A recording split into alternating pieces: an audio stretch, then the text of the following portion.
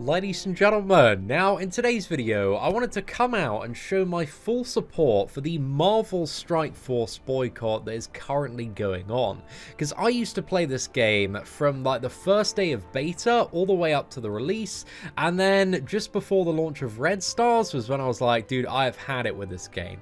I am just absolutely done, and I quit playing, man. I was just so tired of false promises, and there's like a massive Marvel Strike Force saga on my second YouTube channel, and if you're familiar with, you know, stuff from the olden days, man, you might know a little bit of that, but it was a journey, man. But Marvel Strike Force, at least in the time that I played it, it was amazing in beta. It was so good, but the day they went for global launch, literally everything that rewarded the player was scaled back by about a factor of 4 to 5 times, and within a week of the game globally launching, because we had the top alliance on beta and it kind of carried over to live, like all of my alliance bar 7 players had quit.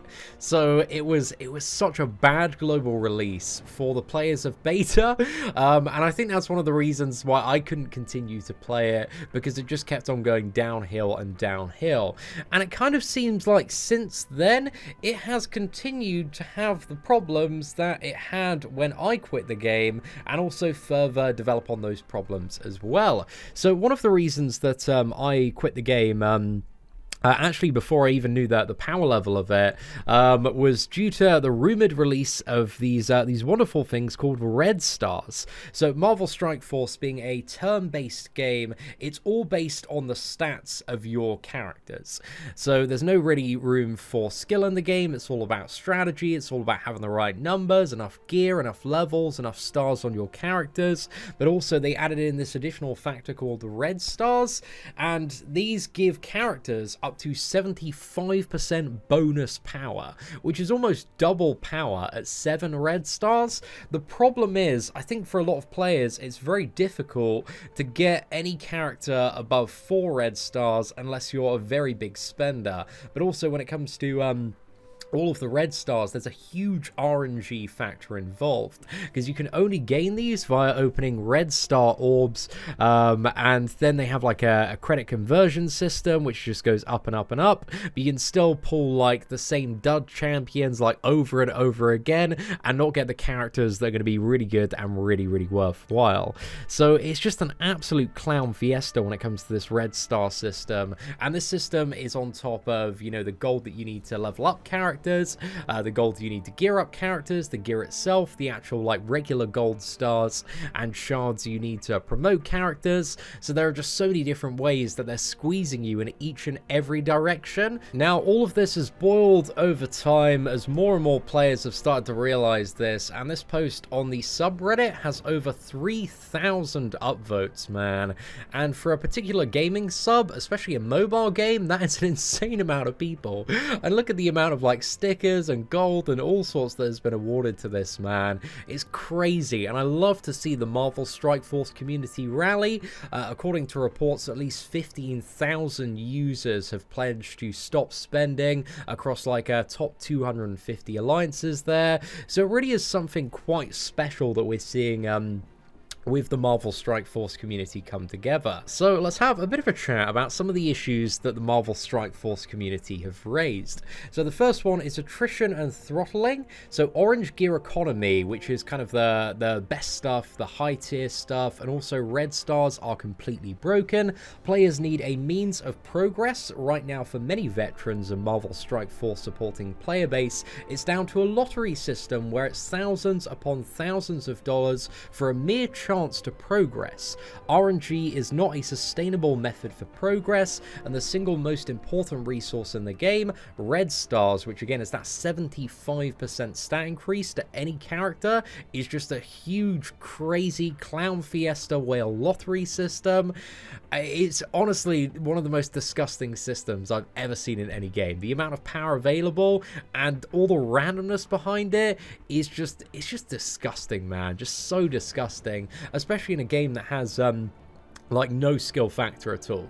Again, it's all down to strategy and it's all down to numbers in this game. And as he mentions, these two things alone are responsible for a huge amount of players quitting the game, and I certainly do not blame them at all. Also, new content, and this one is actually like so amusing to me, because like this is one of the big problems I had with Marvel Strike Force.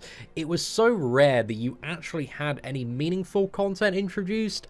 Every single month there might be like a new raid. Most of the time it was like a recycled raid, and then they'd also have like a legendary event or some sort of event with a new character. And the new character event gave you like a fraction of the shards you needed to unlock the character, or maybe a very like low star that wasn't really like that usable, and was about 20-40 minutes of gameplay every single month. And on top of that, it was really just grinding out raids for the most part. But now if I look back into what content has actually been added into the game, because again, I haven't played this game properly in 18 months. If I look in the campaign, man, there is absolutely nothing in any of the campaigns that I haven't already done 18 months ago. Some of the like hero shards have been changed around, but in terms of new campaign content, like they haven't even got like Nexus 8 or 9 out yet, man. And if we look at like Cosmic, it's still 3 there, and Mystic is still 3 as well. So there's absolutely no new gameplay there. And just before I released, I was one of the top 100 players to complete the Dark Dimension, so I did that one. But like Dark Dimension 2, at least when I quit, man, I looked at it, I was just like, bro, this is the biggest like crazy cash grab ever with the gear tier 13 requirement, so I didn't even bother. I don't know how it is now, but like on release, man, it was just like completely paywalled, I think for I would assume at least a couple of months, at least to the best of my memory there. But aside from that, there is nothing new. This game is just all about like grinding out the raids, the blitz. They've also added in all fairness, one new mode of gameplay, Alliance War. But in 18 months, man, that is crazy weak for a mobile game that is making the kind of money that Marvel Strike Force is making. In the exact same amount of time in Marvel Contest of Champions, we've had 4 massive variants with great rewards. We've also had 3 different massive chapters in Act 6. Granted, a couple of those have their problems, and also just a massive, giant new endgame piece of content, the Abyss of Legends. And every single month, there's been a brand new event, which requires so much more work. Like the monthly events in Marvel Contest of Champions, I think are about 10 times the actual developer work than like putting together some of the champion challenges in this game, and also additional side events as well. So one thing that Marvel Strike Force made me appreciate so much in my time playing this game is just how good Kabam are at consistently giving us stuff to do in Marvel Contest of Champions, and staying on top of like interesting content that is relevant for the player base. So yeah, I honestly am shocked at how little this game has come along content wise in a year and a half. It just absolutely, it baffles me, man. Absolutely baffles me. But as always, they've continued to pump out new characters, man. I think there's about 30 to 40 new characters, at least since I last played this game. So yeah, they have obviously kept up those champion releases, because you know the champion releases are where the money is at. But this is also something that is mentioned in the Boycott post as well. So they're pumping out these new characters, but they don't actually give you enough resources to level them and gear them to a level where they're actually going to be viable for endgame raids and endgame content. And this is a huge frustration that I had back 18 months ago when I was playing, because being a YouTuber, you know, I want to get the characters to a viable level, I want to test them out, I want to have a little bit of fun with them, but I just couldn't do that. It'd be like I get a new champion and then I don't have the golden resources to actually like do a proper video for like 2 or 3 months to get them to a level where they were actually viable in stuff like endgame arena and also endgame raids. But at least in my view, this is just one of the things that killed the game for me, because I want to be excited when I get a new character, I want to play that character, I don't want to have to wait like 2-3 months to gradually gear up that champion while also trying to gear up like 20 other characters as well. It's just not very fun, and again, the RNG elements of like different gear requirements for certain characters just makes it a massive clown fiesta mess. And I've always hated with a passion the progression system that they chose to go with in Marvel Strike Force, because they strangle you at every single angle they possibly can. So yeah, I've always hated that personally, man. It's great to know know other people hated that as well. Also, apparently they've been stealth buffing raids, leading to severe frustration, which is always a terrible thing to do. I remember them doing this a couple of times actually when I was playing, but yeah, that stuff needs to stop, man. They were also stealth buffing quests and missions back in the day in the campaign, so always a terrible, shady thing to do.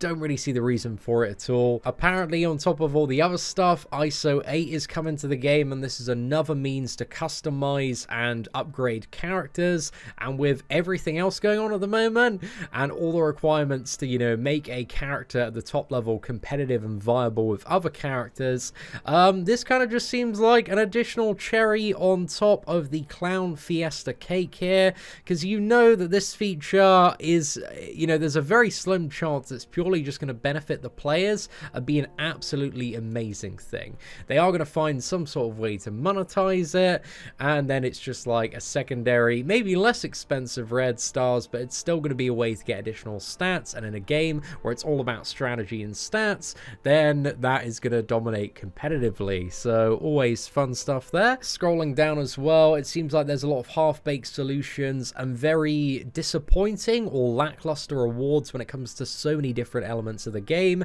that for the players up the top, they just don't feel like it's satisfying to grind out. And again, this is something I deeply felt when I left the game as well, that the reward structure just felt so unrewarding, and that this game was constantly trying to get as much money out of you as they could at every single turn, and I just didn't have the enjoyment for it. I like a game where my input greatly matters, and that my skill and strategy, and I can learn stuff and improve, as opposed to just being paywalled by stuff. So that is one of the biggest ways that me and Marvel Strike Force parted ways.